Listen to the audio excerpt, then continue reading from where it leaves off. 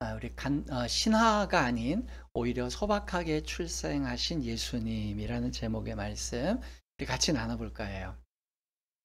성탄 주일 설교에 이어서 오늘 이제 후편 설교를 하겠습니다. 우리가 지난 설교를 통해서 메시아가 이분이다, 이 아기다라는 표적이 무엇인가를 살펴봤는데요. 다윗의 동네에서 태어나신 아기가 메시아의 표적이 된다고 알려드렸어요. 근데 제가 이제 지난 설교에서 조금 설명이 미비했던 부분이 있어서 이걸 조금 보충하고 오늘 본론을 좀 들어갈까 해요. 이제 지난주에 그래 설교를 하면 어떤 분이 이런 생각이 드실 분이 있을 것 같아요. 아니, 하나님께서 예수님을 베들레헴에서 태어나게 할 거면 아예 다윗의 후손 중에 베들레헴에서 이미 살고 있는 젊은 부부를 선택해서 그곳에서 태어나게 하면 이렇게 복잡한 과정을 안 겪어도 되지 않느냐라고 질문하실 분이 계실 것 같아요. 그 설명을 제가 못 드렸어요.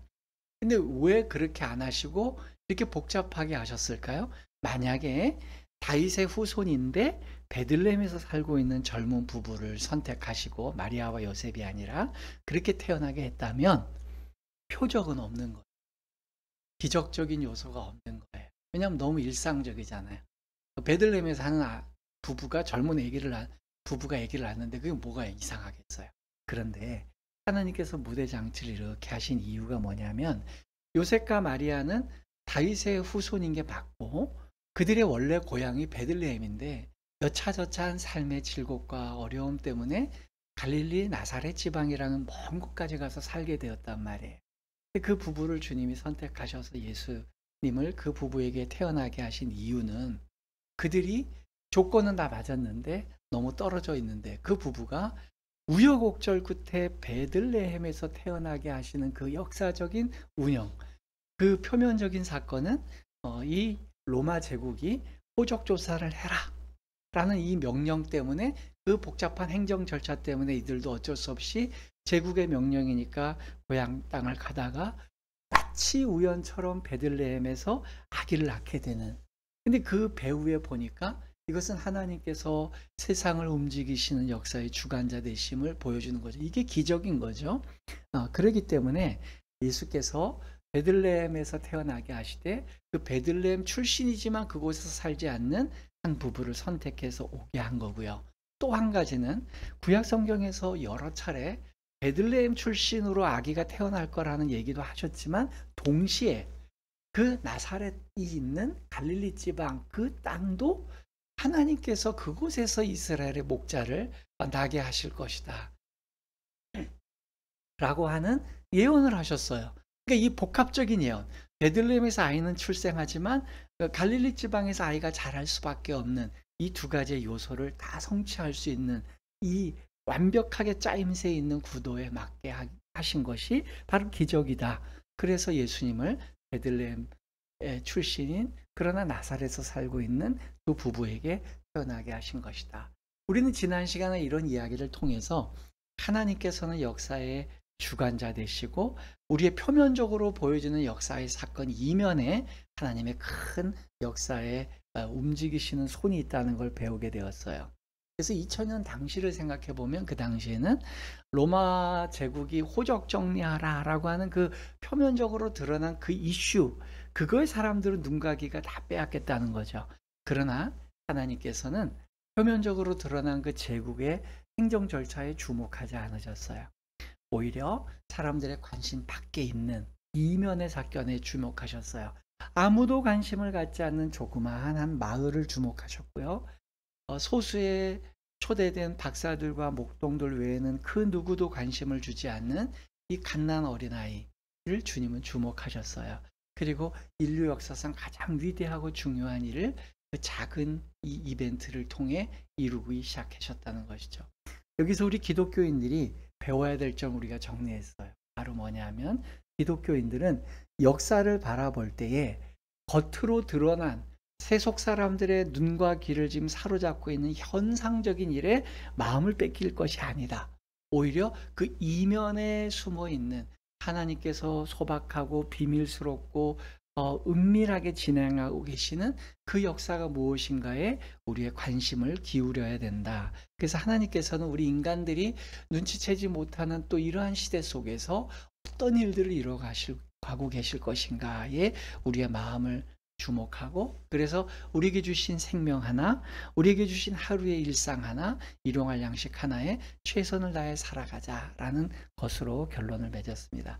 자, 이제 오늘은 조금 더 추가적인 얘기를 좀 드릴까 해요. 그 첫 번째는 예수님의 탄생 이야기는 역사적 사료로서도 굉장히 신빙성이 있다는 얘기를 꼭 드려야 될 것 같아요. 오늘 제목이 그거잖아요. 신화화되지 않고 오히려 더 소박하게 태어나신 분이다. 기독교를 좀 불편하게 여기시는 분들이 있어요. 더 정확하게 말씀드리면 아주 대놓고 기독교를 비판하는 분들이 계세요. 그런 분들의 의견을 이렇게 들어보면 예수님이 탄생하신 이 이야기 자체를 참 불편하게 생각하세요. 그러면서 그분들의 주장은 뭐냐면 예수님의 탄생 이야기도 너무 신화화됐다, 너무 이렇게 각색되었다, 이렇게 얘기하는 그런 흐름은 언제부터 나왔냐면 18세기 이후에 우리 인류사에는 18세기 때부터 실존주의 철학이나 역사 실증주의 이런 게 이제 부각이 됐어요. 그러다 보니까 증명되지 않는 사실들은 다 이것은 허구다라는 그러한 역사 실증주의적인 입장에서 역사를 재구성하다 보니까 증명할 수 없는 것들은 다 신화화해버리자. 그래서 그걸 비신화화 작업이라 그래요. 그때 이후로 인류는 여러 사료들을 새롭게 재구성하게 되었어요. 그때부터 기독교도 많이 신화되고 각색되었다. 예수님은 실제 그렇지 않았는데 그 뒤에 일어난 많은 예수님을 추종하는 무리들이 너무 예수님을 신처럼 받들었다. 그래서 뭐 이런저런 기적적인 얘기를 써냈다라고 얘기했는데요. 잘 생각해 보시면 가난한 목수의 아들로 태어난 그저 그 당시에 기초교육만 받은 한 청년이 기적도 행하지 않고 아무것도 행하지 않았는데 어떻게 그렇게 많은 사람들의 입에 회자되고 많은 사람들이 추종했겠어요. 뭔가가 남다른 게 있으니까 이목을 끌었을 거 아니에요? 그러니까 그것도 이해가 되고, 그럼 이제 좋아요. 요즘 애들에 보면 이단 사이비 교주들 중에 보면 신화를 당대시키는 사람이 있어요. 뭐 그 사람이 죽고 난 다음에 신화시키는 건 이해가 되는데, 우리가 다 아는 그 뭐 사이비 교주는 이러잖아요. 자기가 공중부양을 하고 할 수 있다 그러면서 한쪽 다리를 들고 막 이렇게 깨운발을 하고 있어요. 근데 그 추종자들은 그게 진짜 공중부양이 됐다고 믿어요. 우리가 볼 때는 아무것도 아닌데 그만큼 그런 게 이제 신화인데, 사이비 교주들이 잘 쓰는 방법이에요. 자기를 신화하고 신비하게 만드는 거. 그래서 기독교의 그 창시자인 예수도 그렇게 신격화된 게 아닌가 이렇게 얘기를 해요. 과연 그럴까? 그래서 오늘 성탄절을 맞이한 오늘 우리가 이런 부분을 조금 면밀히 생각해 볼 필요가 있어요. 그냥 비판론자들이 이렇게 얘기한다 그래서 막 움츠려 들어가지고 그런데 우리가 여기에 대해서 그냥 함구하자, 그게 아니고요. 좀 객관적으로 따져볼 필요가 있다고 생각해요.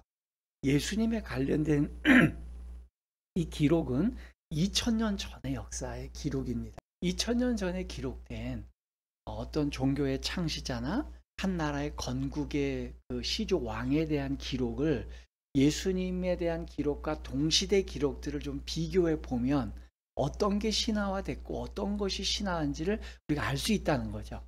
그럼 오늘은 제가 시간 관계상 딱 두 분만 얘기할 거예요. 첫 번째는 신라를 건국한 박격거세 얘기입니다. 제가 다른 설교 원문은 뭐 제가 20페이지 정도 있어도 다 외우는데 이런 이제 다른 이야기들은 제가 잘 안 외워져요. 그래서 요거는 원고를 좀 보면서 제가 읽듯이 얘기할 테니까 이해해 주세요. 신라를 건국한 박격거세의 이야기는요, 삼국유사, 삼국사기, 제왕운기, 이런 우리나라의 고대의 역사를 다 이 삼국유사하고 삼국사기에 근거를 두고 있잖아. 그거 외에는 사료가 없어요. 그러니까 사마천의 뭐 사기 같은 거에 조금 있을까나? 근데 그런 아주 공신력 있는 기록에 이렇게 기록되어 있어요. 제가 그대로 알려드릴게요. 이제 왕을 세우고 싶어 했던 진안 땅의 6마을의 우두머리가 있었대요. 그들이 왕을 선정하려고 강 상류에 모여가지고 저 먼 남쪽을 바라보고 있었답니다. 그때 양산기슭에 있는 나정이라는 우물가에 번개가 하시는 것 같은 그 이상한 기운이 들어오시고 막 빛이 비쳤대요. 그래서 그 우물을 찾아가서 그 우물에 가서 엎드려 절을 했답니다. 그랬더니 마을 우두머리들이 가서 그 우물을 살펴봤더니 거기 자줏빛깔이 나는 알이 하나 있었대요. 그리고 그 우물가에는요, 흰 말이 엎드려서 절을 하고 있었대요. 그 알에게. 그러다가 그 우두머리들이 도착을 해서 그걸 보게 되니까 흰 말이 길게 울음을 울고 하늘로 올라갔답니다. 그러면서 그 하늘로 올라가자 알이 탁 깨어나면서 그 알에서 사내아이가 나온 거예요. 그래서 이걸 경이롭게 여기면서 그 동천샘에 가서 이 아이를 목욕을 시켰대요. 그랬더니만 아이의 몸이 막 빗살을 품은 것처럼 막 빛이 났답니다. 이때 새와 짐승이 더불어서 춤을 추고 하늘과 땅이 흔들리고 해와 달이 청명했대요. 그래서 이러한 현상 때문에 이 아이 이름을 혁거세라는 이름을 지어줬대요. 그리고 거슬한이라는 벼슬을 그에게 부여했답니다. 그런 연후에 이 혁거세에게 딱 맞는 배필이 있어야 되겠다. 그래서 배필을 구하던 차에 같은 날, 혁거세가 알에서 태어난 같은 날 사량리 알령 우물가라는 곳이 있었대요. 거기에서 계룡이 나타나가지고 용이죠. 용이 왼쪽 겨드랑이로 딸아이를 출산했대요. 그 딸아이는 되게 아름다웠는데 하필이면 이 입이 닭의 부리와 같았다는 거예요. 그래서 이걸 어떻게 할까나 싶어서 월성의 북천이라는 곳에 가서 이 딸아이를 목욕을 시켰더니 그 닭 부리 같았던 이 뿌리가 떨어져 버렸답니다. 그래서 사내아이는 알에서 태어났기 때문에 알 모양과 비슷한, 알이 동그랗잖아요. 그래서 박이 똑같이 동그랗잖아요. 그래서 박씨락 이름 줬다는 거예요. 그래서 박혁거세가 되고 딸아이 이름은 그 우물에서 이름을 따서 이름을 줬대요. 그래서 그들 나이가 14살이 될 때 두 아이를 혼인시켰대요. 동갑내기 14살짜리를. 그리고 궁을 남산 서쪽 기슭에다가 궁실을 만들고요. 두 신성한 아이를 거기에서 봉양을 했대요. 이제 그 불교 시대 떠니까. 그리고 각기 왕과 왕후를 삼고 그들이 다스리는 그 나라 이름을 서라벌이라고 일컬은 거예요. 그 서라벌이 우리가 아는 신라가 된 것이죠. 이게 신라의 초대왕 박혁거세의 탄생에 대한 기록이에요. 자, 이제는 나라의 건국이 예수님이 탄생할 시점에 신라가 여러분 시작된 거예요. 신라나라가 삼국시대가. 이번엔 종교 얘기를 해볼까요? 대한민국 사람들이 제일 잘 알고 있는 부처님. 부처님으로 알려진 이 시다르타께서 탄생하신 이야기도 한번 제가 조사해 봤더니 시다르타의 아버지인 슈도다나라는 분은 오랫동안 아들이 없었대요. 그러던 중에 왕비가 6개의 이빨을 가진 흰 코끼리가 옆구리로 들어오는 꿈을 꿨대요. 이게 태몽이에요. 그러니까 6개의 이빨을 가진 흰 코끼리가 자기 옆구리로 들어오는 꿈을 꾸고 임신을 한 거예요. 그래서 그 마야 부인은 출산이 임박하니까 당시 풍습을 따라서 친정인 데바다하로 가고 있었대요. 친정에 가서 아기를 낳았는데, 근데 룸빈이라는 곳에서 친정에 도착하지 못하고 룸빈이라는 곳에서 꽃이 만발한 무수와 나뭇가지를 잡고서 오른쪽 겨드랑이로 석가모니를 낳았다는 거예요. 왜 이렇게 겨드랑이로 낳는지 모르겠어요. 그러니까 불교에서는 겨드랑이로 아이를 출산하는 게 중요한가 봐요. 이때 하늘에서 오색 구름과 무지개가 튀어났다는 거예요. 그래서 구룡이 나타나서 갓난아기의 몸을 닦아주었답니다. 그리고 여기서 중요한 건 그 석가모니를 겨드랑이로 낳았는데 석가모니께서 태어나시자마자 사방으로 7걸음을 걸었대요. 동서남북으로 7걸음을 걸고, 근데 그 7걸음을 뛰어놓은 그 자리마다 연꽃이 피어올랐답니다. 그리고 오른손은 하늘을, 왼손은 땅을 가리키면서 천상천하 유아독존 삼계 계고 아당 안지 이렇게 외쳤대요. 석가모니께서. 갓난아이가. 그 갓난아이가 외친 이 말의 뜻은 우주 안에 오직 나만이 제일 높은 존재다. 이런 뜻이랍니다. 천상천하 유아 독존까지 저도 들어봤는데 삼계 계고 아당 안지 이건 제가 요번에 조사하면서 알았어요. 그게 뭐냐면 우주 안에 오직 나만 높다. 그래서 삼계가 모두 괴로움이니 이제 내가 그들을 편안하게 하리라. 이런 뜻이래요. 그런 의미를 가지고 이 땅에 석가모니께서 자기의 도를 이제 만들고 선포한 게 그 힌두이즘이 가득한 그곳에서 불교라는 종교를 만들게 된 거죠. 자, 시다르타는 예수보다 조금 몇백 년 조금 앞선 분이지만 이 두 이야기 다 그 시대 얘기예요. 근데 시다르타 얘기는 구전으로 내려오고 있고 박혁거세 얘기는 기록물에 써 있는 거예요. 상북유사, 삼국사기, 그 다음에 제왕운기. 세 개 기록에 거의 동시에 써져 있어요. 자, 다른 얘기를 다른 국가의 시조, 종교 시조들의 얘기를 제가 다 소개하지 않았지만 거의 다 비슷합니다. 신화하라는 말이 어떤 건지 알겠죠? 이게 신화예요. 이게 신화하지. 예수께서 로마 제국이 호적을 정리하라고 할 때에 그의 부모가 호적 정리하러 고향 땅 베들레헴에 가서 그곳에서 누일 곳이 없어서 짐승들이 있는 곳에서 그 1층에 2층은 사람들이 사는 곳이고 그 반지하 같은 1층이라지만 사실 반지하 같은 것이죠. 그곳에서 아기를 출산했다. 그래서 정상적인 분만을 했다. 이게 어떻게 신화합니까? 그러기엔 신화라고 하기엔 너무 소박하고 너무 초라해요. 아니 하려면 좀 거창하게 하든지 막 용도 나오고 좀 뭐 좀 뭐 독수리도 나오고 좀 이렇게 사람들이 선망할 만한 게 나오면 좋을 텐데 그런 거예요. 그러니까 오히려 그 당시에 예수님 이야기를 쓸 당시에 2000년 전의 기록물의 사건으로 보면 오히려 이 시대의 다큐멘터리와 같은 우리 시대의 기록물과 견주어도 비견할 만큼 뭐 정말로 빠질 것이 없는 그런 아주 역사적 사료로서도 가치가 높은 그런 기록물이라는 거죠.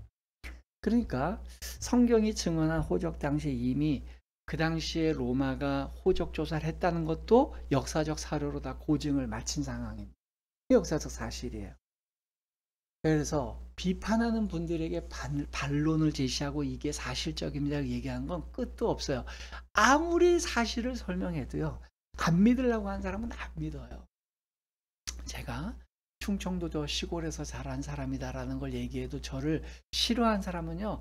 죽어도 안 믿습니다. 저 말하는 거 보니까 저게 충청도 사투리 하나도 안 쓰고 새빨간 거짓말이다. 이러면 제가 어떻게 증명하겠습니까? 제가 뭐 제 고향 땅에서 지내던 어린 시절 사진을 보여주면 그것도 조작된 거다. 이렇게 얘기할 수밖에 없는 거예요. 안 믿으려고 들으면 아무것도 안 들어요. 자, 제가 이런 얘기를 드리는 이유는 비판론자들을 설득하기 위한 게 아니에요.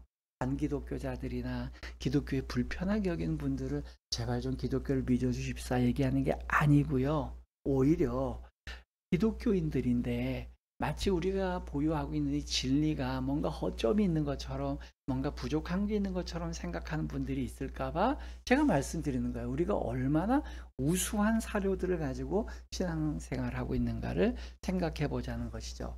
자, 그럼 두 번째. 예수님의 출생 이야기가 사실을 전달하는 것 이상으로 그 안에는 차별적인 메시지를 담고 있다는 거예요.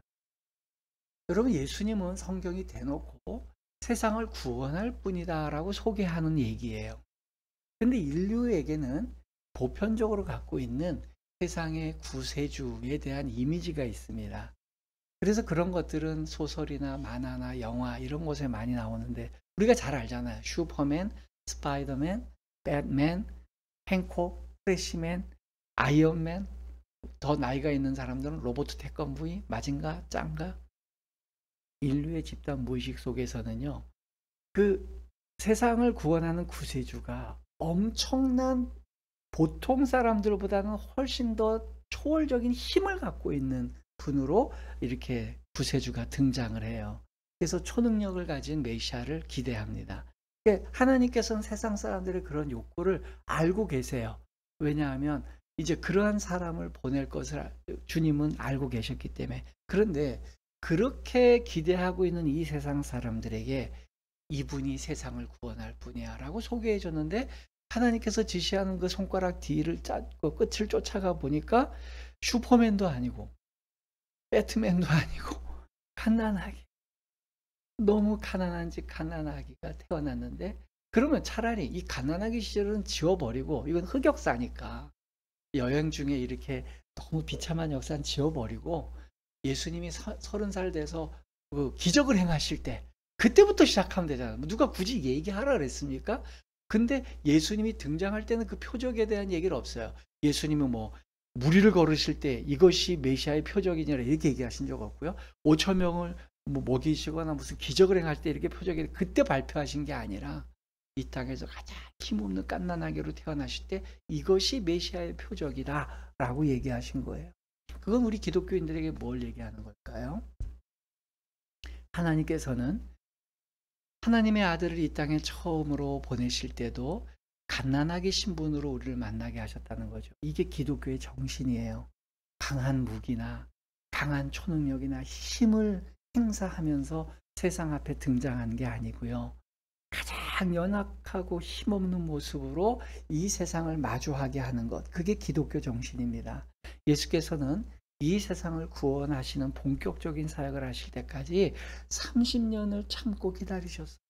그리고 이 세상을 30년 동안을 배우셨어요. 아, 내가 이 세상을 도와야 될 텐데 내가 당장 어떻게 돕자가 아니라 30년 동안 이 세상의 속성과 삶의 스타일을 내가 먼저 배우고 그들이 어떤 고충 속에 살고 있는지를 내가 충분히 이해한 다음에 그 다음에 그들을 도와야 되겠다.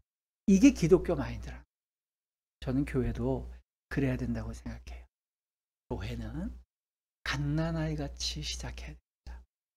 교회가 개척하자마자 힘을 발휘하고 막 프랭카드를 걸고 막 목소리를 높이고 우리가 이 세상을 이 시대를 한번 바꿔보겠습니다.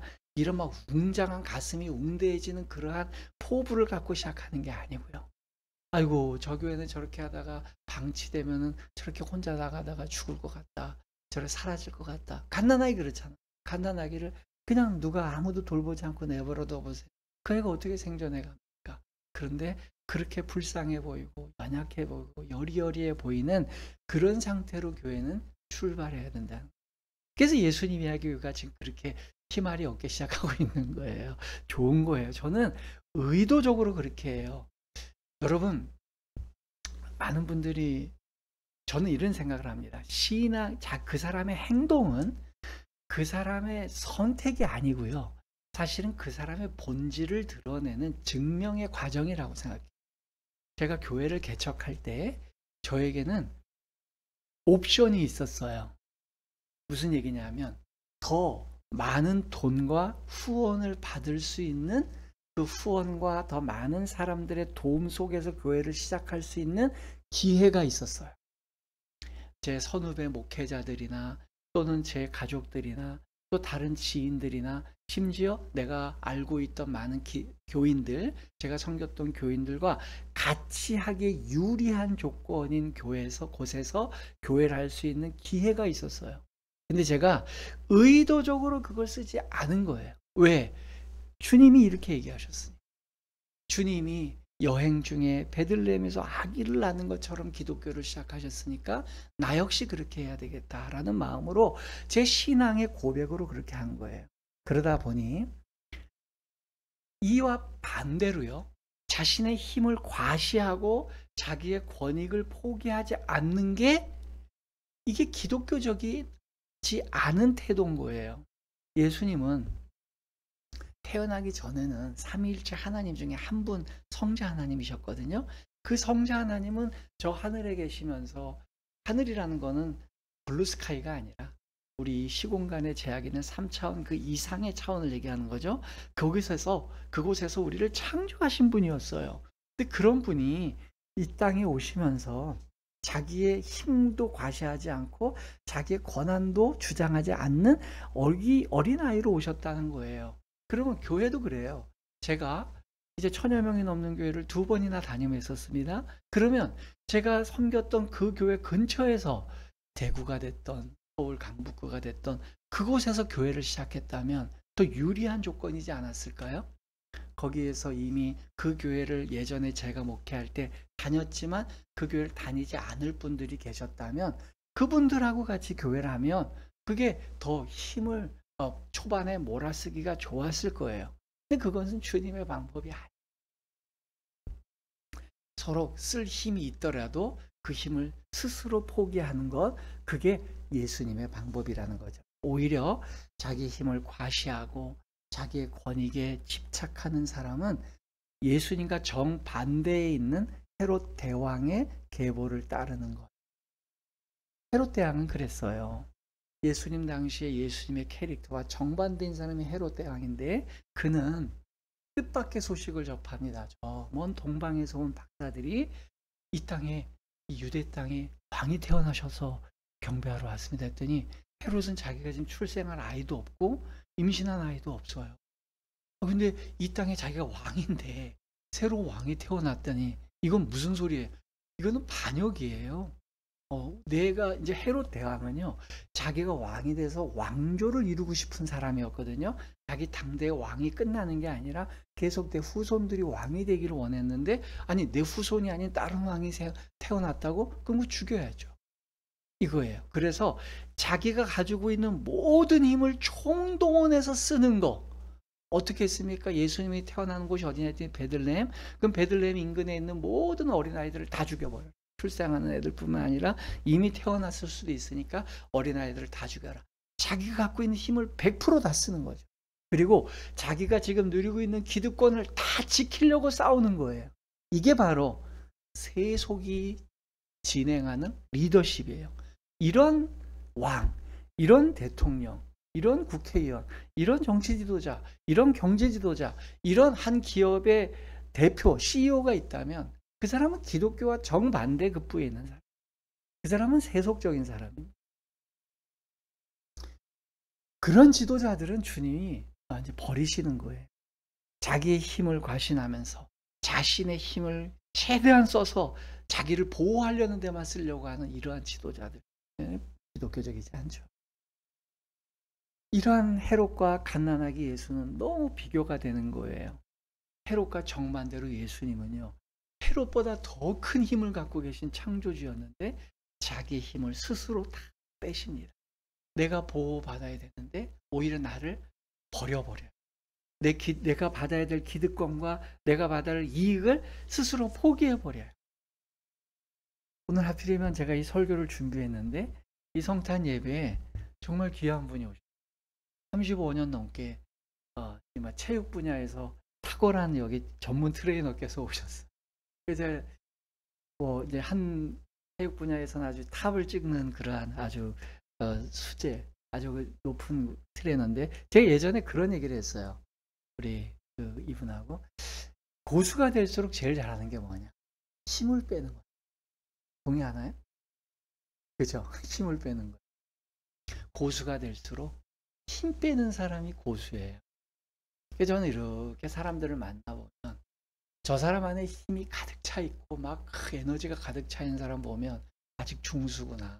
근데 인생에 참 깊이가 있어서 힘이 쭉 빠져 있는 것 같이 느껴지는 사람을 보면 고수처럼 느껴져요. 설교도 그렇고 교회도 그래요. 설교도 소리 빡빡 지르는 사람은 아직 힘이 덜 빠진 사람이에요. 좀 부드럽게 얘기해도 다 알아들을 텐데 왜 그렇게 소리를 빡빡 쳐요? 저도 젊을 땐 그랬어요. 30대 때 40대 때 설교할 때 보면 막 소리 빡빡 지르고 말도 빠르고 그랬어요. 신앙도 그런 것 같습니다. 신앙도 힘을 빼는 사람이 고수예요. 교회도 그래요. 교회도 힘을 자랑하고 우리가 한국교회를 책임지겠다? 중수입니다. 제가.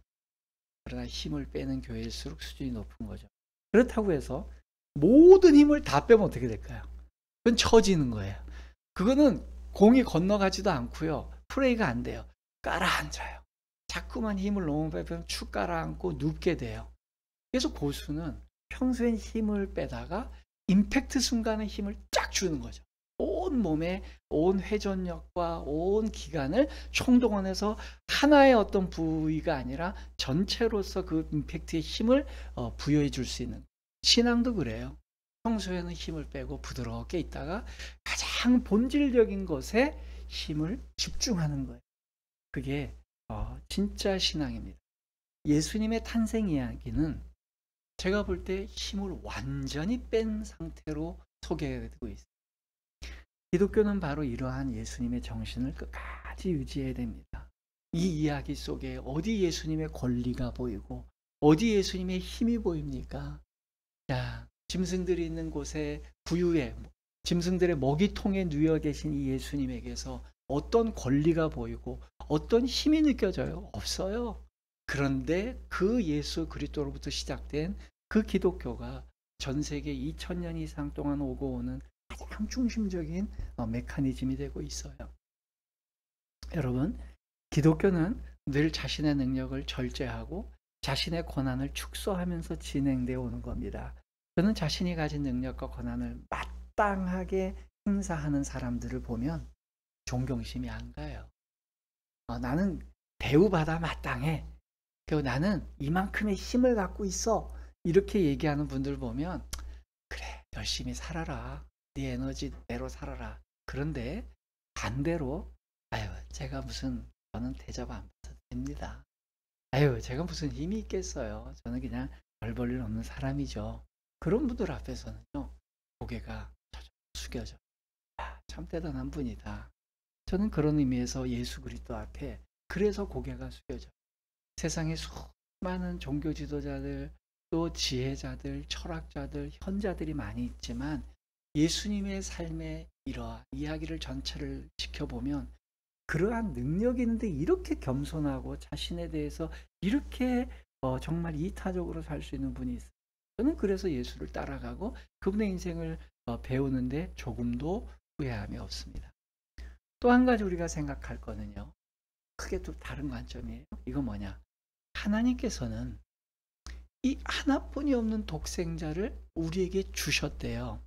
자, 오늘 우리 본문인 이사야서 9장 6절을 한번 다 같이 한번 앞절만 같이 한번 읽어봅니다. 읽습니다. 이는 한 아기가 우리에게 낳고 한 아들을 우리에게 주신 바 되었는데.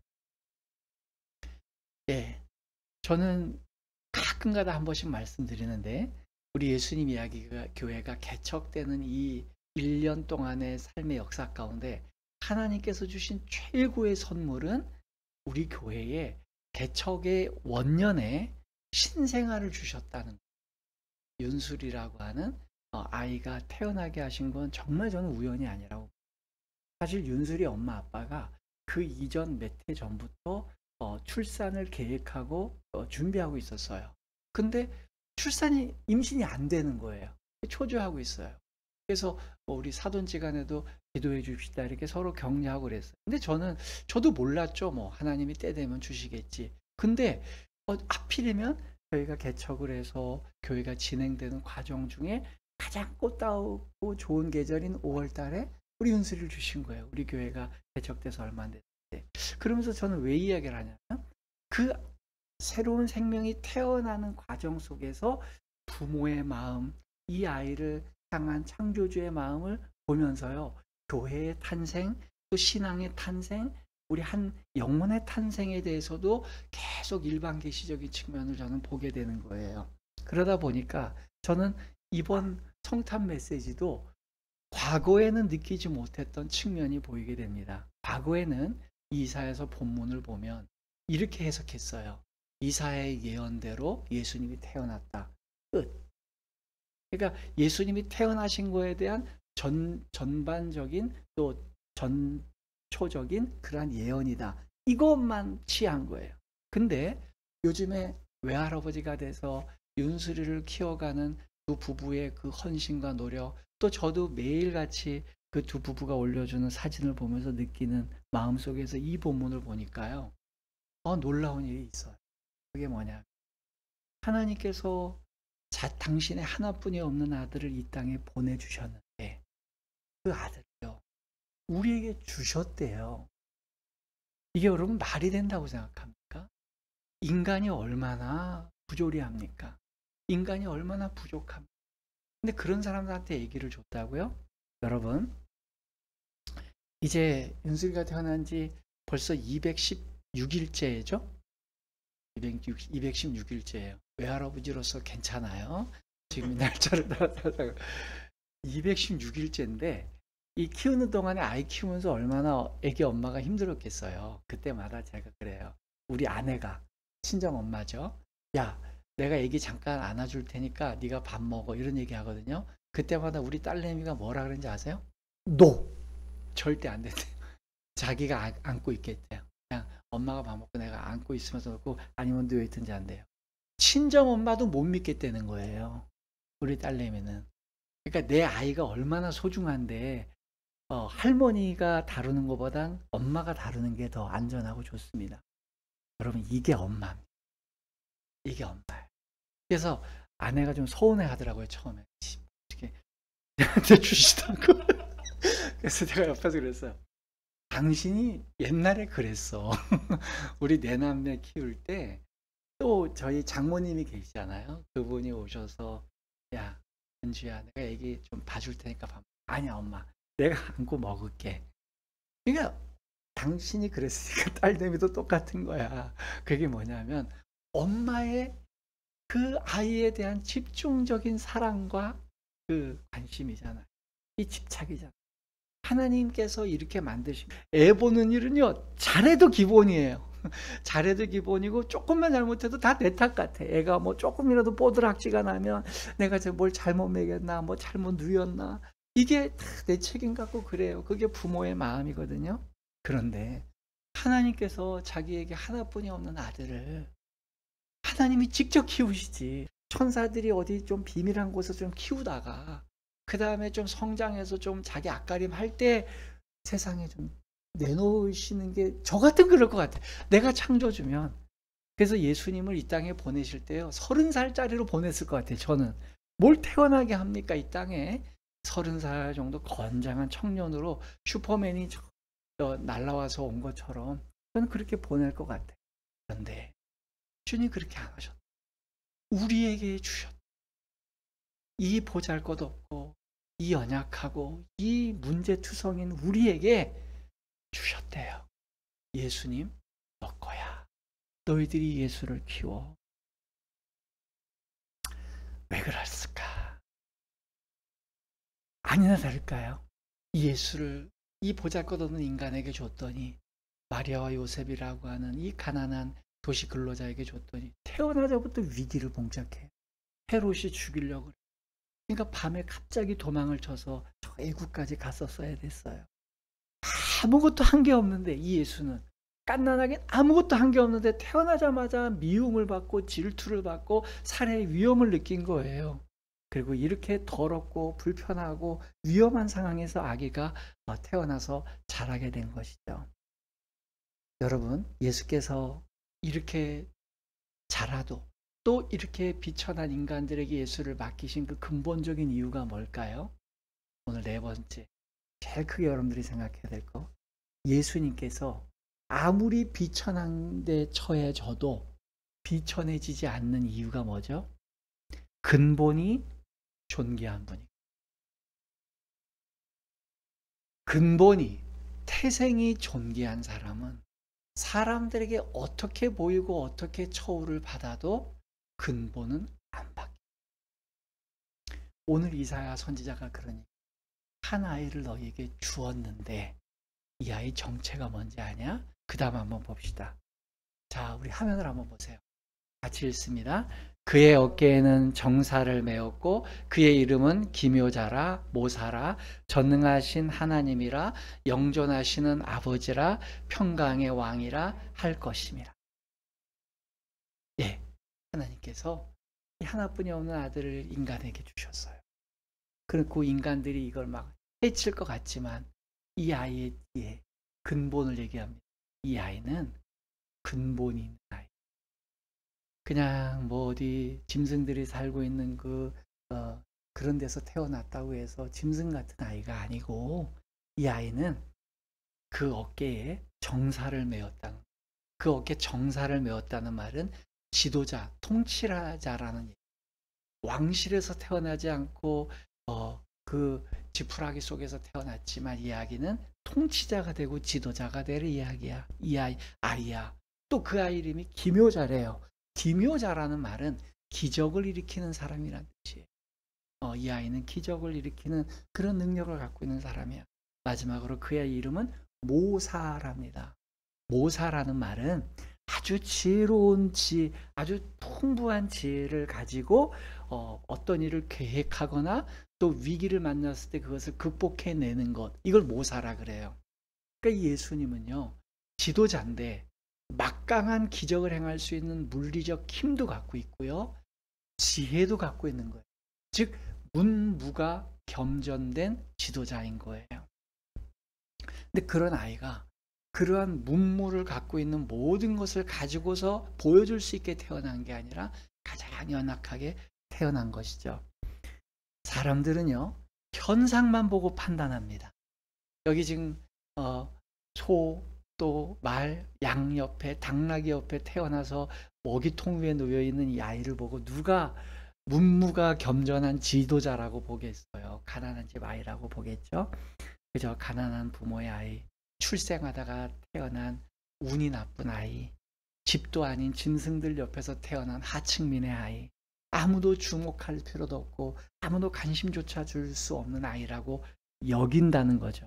그러다 거기다가 태어나자마자 왕과 권력자들이 죽이려고 하는 가장 비운의 아이, 오히려 관심을 주거나 그 아이를 도우려고 하면 처벌을 받을 수 있는 위험한 아이, 이게 예수였어요.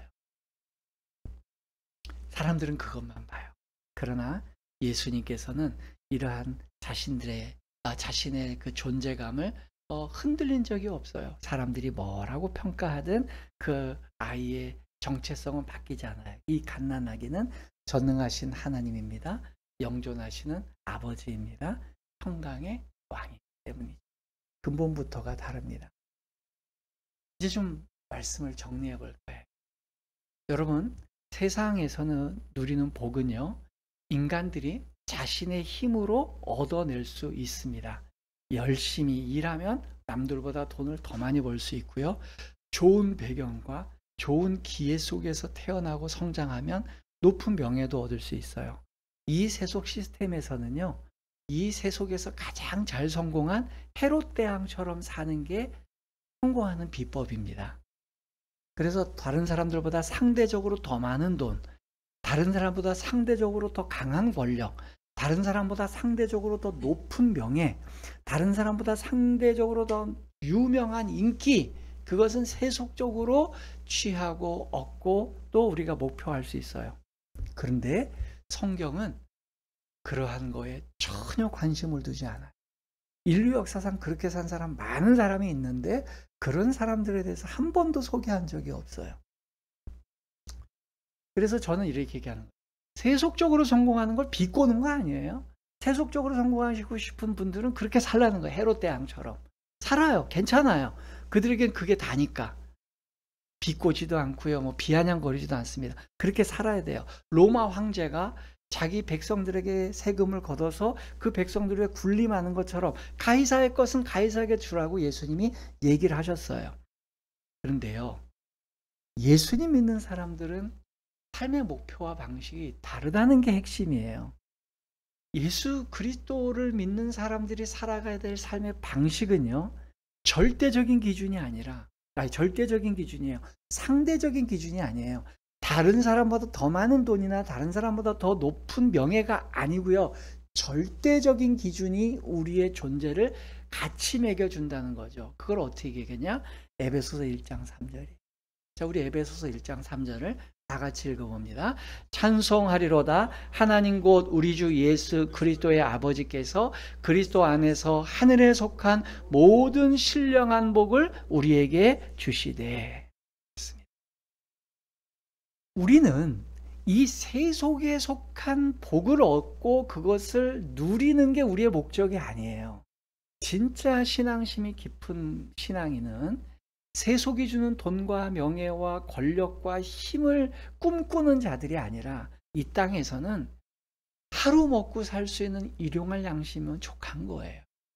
그냥 더 비싼 거, 남들이 못 먹는 거 먹는 거에 우리의 희열이 있는 게 아니라 값싼 걸 먹든 비싼 걸 먹든 그냥 오늘 한 끼 먹으면 감사하고 일용할 양식이면 충분하다고 여기고요.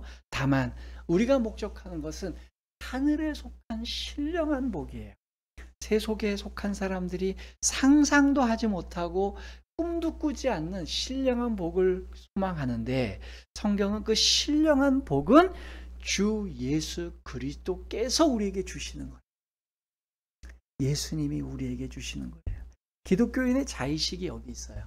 여기 서 있는 조그마한 교회, 개척교회, 이제 교회를 세워서 1년도 안 된 개척교회 목사가 뭐가 가진 게 있다고 이렇게 정말 자신감 등등하게 살아가고 있을까요? 그 이유는 세속적인 기준에서 보면 저보다 더 많은 팔로워들을 이끌고 있는 단체장들이 있을 거예요.